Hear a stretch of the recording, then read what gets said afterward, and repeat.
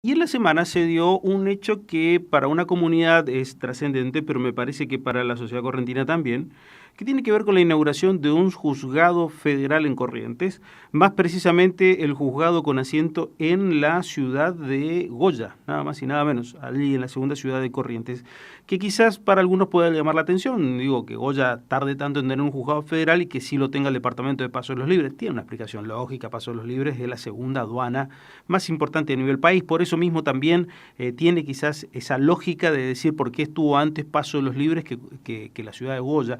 Pero a partir también de eso surgen unas cuantas preguntas, es decir, Goya, ¿qué tiene que ver? ¿Aumentó el narcotráfico? ¿Por qué fue lo que lleva a decir que exclusivamente tenga que tener esa ciudad un juzgado federal? ¿Cuál es la interpretación? Bueno, el doctor Luis González, integrante de la Cámara Federal con asiento en Corrientes. ¿Qué tal, doctor? ¿Cómo le va? Buen día, ¿cómo anda? ¿Qué tal? Buen día, Daniel. Un saludo a vos y a toda tu audiencia. Gracias por atendernos. No, al contrario. ¿Por qué se tomó la decisión de esta Cámara, no de esta Cámara, perdón, esto fue creado por ley, obviamente, pero ¿por qué la Sí. decisión de Goya? Primero y segundo, ¿cómo ustedes visualizan la posibilidad que Goya sea un nuevo lugar, una nueva jurisdicción? Bueno, vos ponés el acento en un tema que es muy importante, que es el tema de lo que se denomina mapa judicial. Esto es cómo se distribuyen los órganos judiciales a lo largo del territorio de todo el país, en el ámbito, en este caso, de la justicia federal. ¿Verdad? El juzgado de Goya fue creado por una ley de la década del 60 y tardó muchísimo en ponerse en funcionamiento, en implementarse.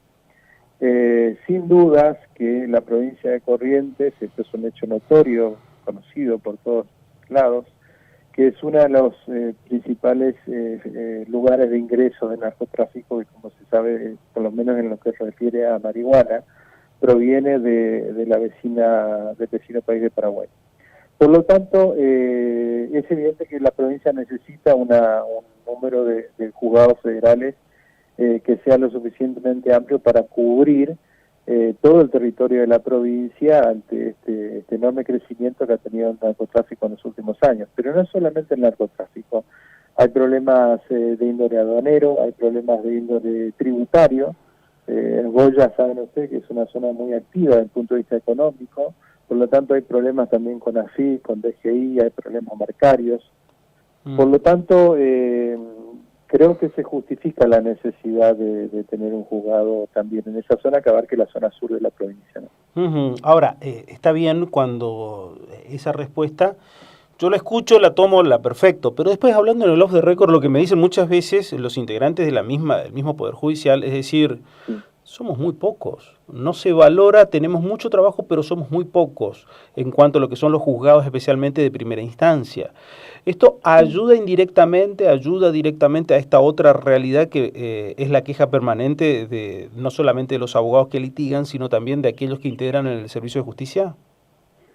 Bueno, lo de que somos pocos sí habría que verlo. En algunos juzgados sí hay pocos integrantes. Lo que uno tiene que pensar es que en un futuro no muy lejano el expediente va a desaparecer como expediente papel, que es generalmente lo que lleva mayor trabajo, ¿no? Hoy va a estar la tendencia a que esto en un tiempo muy próximo esté totalmente digitalizado, y una justicia digitalizada requiere no tanto personal.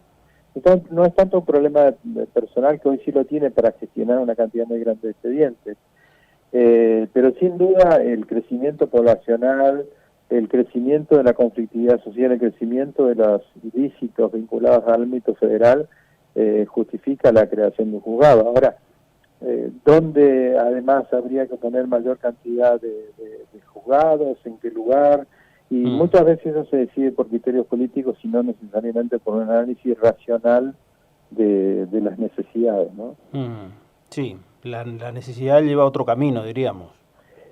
Sí, generalmente esto lamentablemente suele suceder así, ¿no? Que un político quiere pasar a la posteridad, entonces pide que se cree un juzgado en su ciudad o en su provincia, y muchas veces estas cuestiones terminan imponiéndose por sobre otras. Es decir, no, por ejemplo, en lo que hace a la Cámara Federal, nosotros generalmente opinamos, pero casi nunca somos consultados sobre la creación de nuevos juzgados en la jurisdicción. Creo que en general pasa eso con todas las otras jurisdicciones.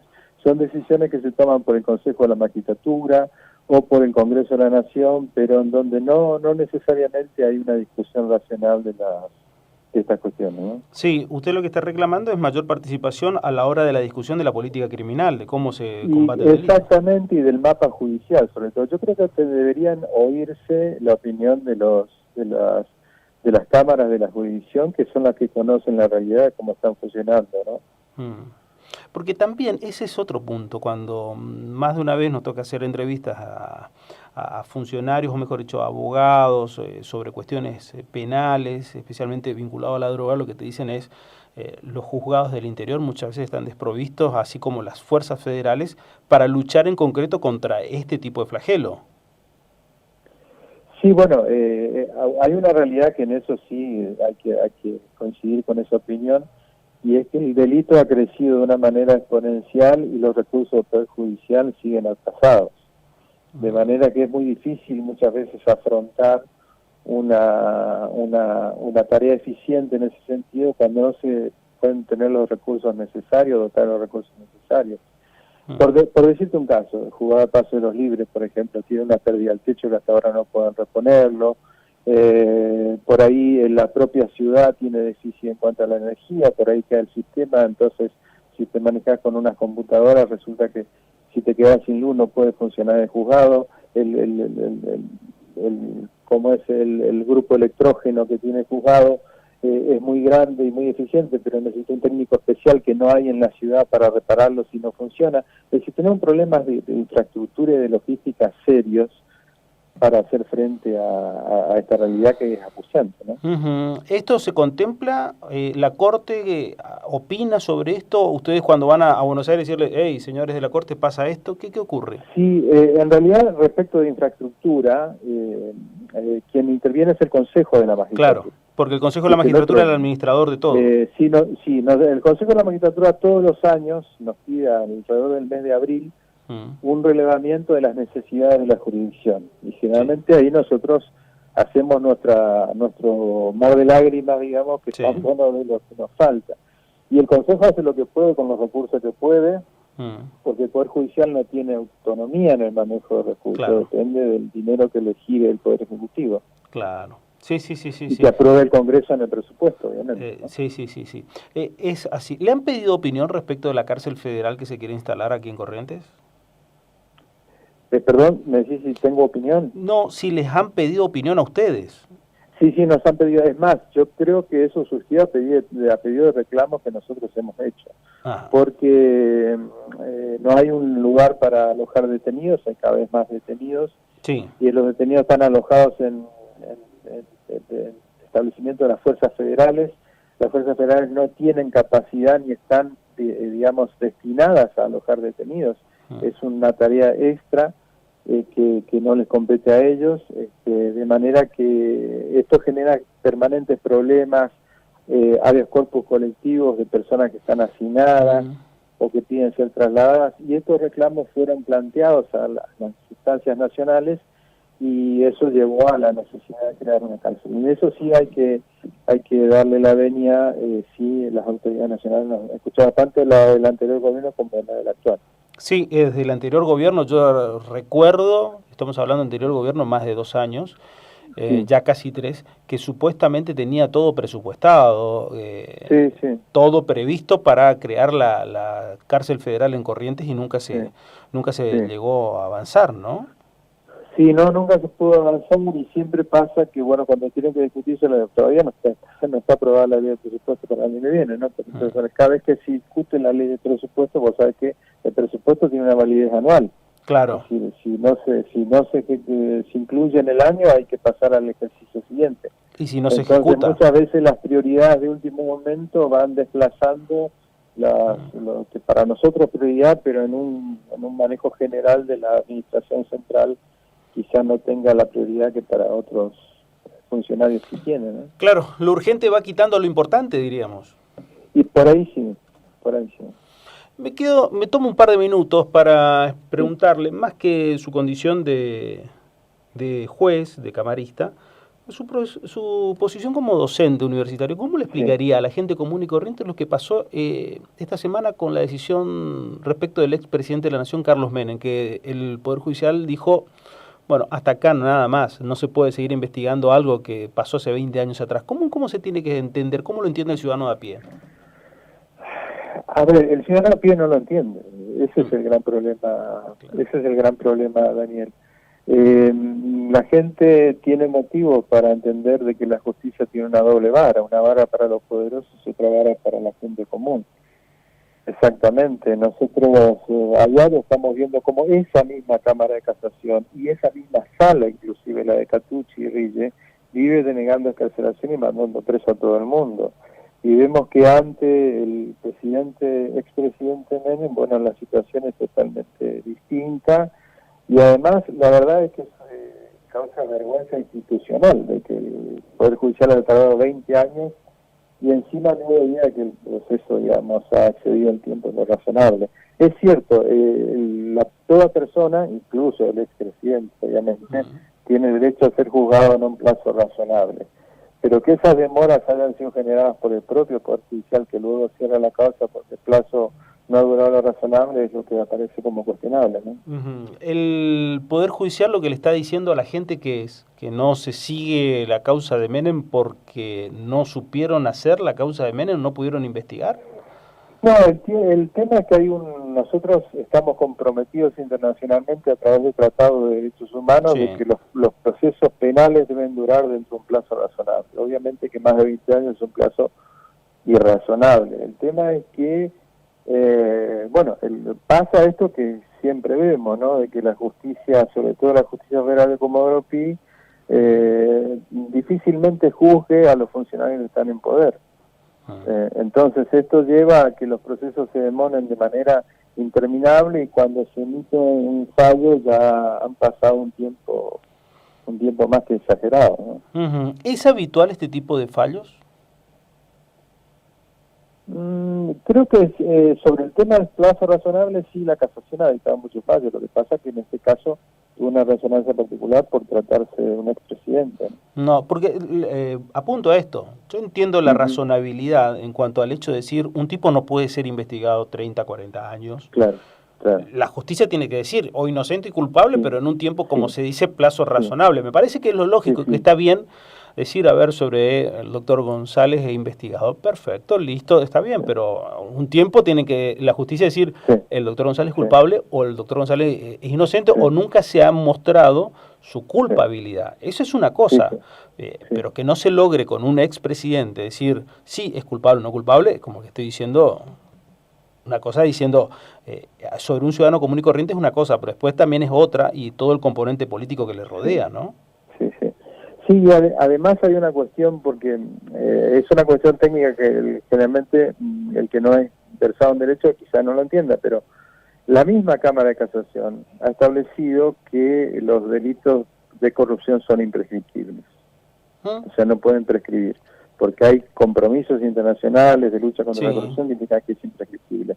Pero al mismo tiempo, digamos, juega la garantía del plazo razonable. Entonces, yo la verdad que no conozco el fallo, pero habría que ver cómo se sienta esa situación ante los compromisos internacionales de lucha contra la corrupción, ¿no? Pero usted me está diciendo una cosa que, ¿cómo? Si este era un hecho de corrupción, o sea, ¿se acomoda un fallo de acuerdo al cliente, a la cara del que está no creo que sea así. Lo que me parece es que, la verdad que no lo leía el fallo, pero tendría que por lo menos hacerse cargo de esto que la misma casación ha declarado, de que los delitos en materia de corrupción son imprescriptibles. No lo dijo toda la casación, lo dijo una sala y no es esta sala precisamente, sino otra. Pero me parece que como tribunal se tendría que hacer cargo, ¿no es cierto?, de la compatibilidad de, por un lado, la imprescriptibilidad de un delito de corrupción y por otro lado, la exigencia de plazo razonable. No digo que el fallo esté mal desde el punto de vista técnico, no lo sé. Yo creo que las mayores críticas no son del punto de vista técnico, sino de la mora que se ha tomado la justicia en resolver esta situación y en un fallo que, bueno, que en este contexto aparece como un juicio de doble vara, ¿no? Claro, es un poco una cosa que por ahí el ciudadano a pie tampoco entiende, que para algunas cosas la justicia le dice una cosa y para otros otra. Digo, Sí, sí, al ciudadano a pie no le cierra si a Menganito le dicen que está bien esto sí, y a sí. mí no me dicen que está bien esto. Sí, sí, sí, tal cual, tal cual. Bueno, la función precisamente, y eso es la que no está cumpliendo, de modo de ver el Tribunal de Casación, es de unificar la jurisprudencia, porque lo que uno tiene que esperar de un tribunal superior es que le diga muy claramente, Claro. tanto a los jueces inferiores como a los ciudadanos de a pie, qué es lo que puede hacer o qué no puede hacer, qué es lo que es correcto, qué es lo que es correcto. Eso tiene que estar claramente delimitado. No puedo Porque si dejar no, esto genera, bueno, sospecha de qué intereses pudieron haber Claro. Inducido a los jueces a tomar esa decisión. Sí, que fue Sin que esto implique, por supuesto, abrir juicios sobre ninguno de los magistrados, ¿no? Porque no me consta absolutamente nada. ¿Cuál fue digo, el elemento motivante? ¿Cuál es el elemento motivante exactamente? Pero estas dudas se generan precisamente porque el Tribunal de Casación tendría que tener una doctrina muy uniforme, muy clara sobre todos estos puntos. Por ejemplo, si tenemos un caso de corrupción y vamos a declarar, como lo hizo una sala, la imprescriptibilidad de los crímenes de lesa humanidad, sí, ellos tienen una ley que autoriza el dictado de fallos plenarios, es decir, que se reúnan todas las salas y que dicten un solo fallo y digan, bueno, esta es la doctrina sobre el caso de corrupción. Este tribunal considera que ningún caso de corrupción puede prescribir. Sí, me parece muy bien. Entonces, sí, sí, sí. Y bueno, eso es lo que está faltando, me parece a mí. Lo que no se está cumpliendo. Sí, última consulta. ¿Cambió en algo con la presidencia de Rosenkrantz hasta ahora o no? Yo no he advertido en lo particular que haya cambiado, salvo la dirección del CIG, el Centro de Información Judicial, que ya no está más la licenciada Burdín, y creo que en eso va a tener un perfil distinto, porque bueno, el presidente elegirá seguramente a los funcionarios que se harán cargo de ese portal de noticias, que bueno, que Lorenzetti lo manejó durante muchos años, ¿no es cierto? Y en lo demás no se advierte por ahora, por lo menos, cambios significativos. Sí. Está recién a estrenar el presidente, o sea que lo vamos a ver andando. Claro, es así. Nosotros tenemos precisamente este martes la primera presentación ante él porque se hace la reunión del J20, que es con motivo del G20 se reúnen todas las cortes de los distintos países que integran el G20. Y la Corte Suprema de Justicia de la Nación, como anfitriona, organiza el J20, que es la reunión de todos esos superiores tribunales de los países del G20, a los que hemos sido invitados todos los presidentes de las cámaras federales. ¿Y usted va a concurrir? Sí, voy a concurrir a esa reunión. Sí. Le agradezco mucho estos minutos. El SIC para mí fue un salto de calidad de la justicia en lo que tiene que ver la comunicación hacia la sociedad. A algunos les puede gustar o no el perfil que se tomó o no, pero para mí sirvió y mucho de un salto de un poder judicial oscuro que nunca y que denostó a la sociedad, un salto a acercarse hacia la sociedad. Sí, coincido con vos. Sí. Le agradezco mucho estos minutos, doctor González. Al contrario, Daniel. Un abrazo, gracias. Que tenga buen domingo. Igualmente. El doctor Ramón Luis González, presidente de la Cámara Federal con asiento en Corrientes.